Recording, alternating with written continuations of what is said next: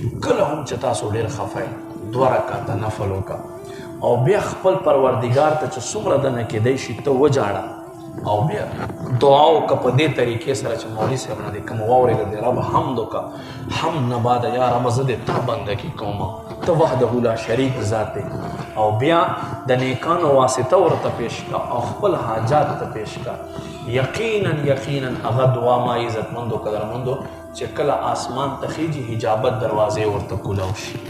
حجابت دروازې ورته کولاو شي خو زمونږ دعا څه شی دی یو خوا مونږ بتو ټکونه وباسو او بل خوا دعا کوو ډېر خلک خو داسې دی نو تا ته هلته چې خدای درکوي نو داسې یې درکوي اورې ځکه چې ته وخت نه کیا که عاجزي نه کیا رب په دربار باندې عاجزي ډېره خوښه دی الله رب کریم محبوب چې معراج ته لاړو رب کریم فرمایي حبیبه څه دې راوړي دي الله رب کریم ورته الله رب کریم په بارګار کې یا رب داسې شیز مې راوړی چې د ستا په کل باچایي کې نشته دی الله فرمایي زما په باچایي کې بار څه شته دی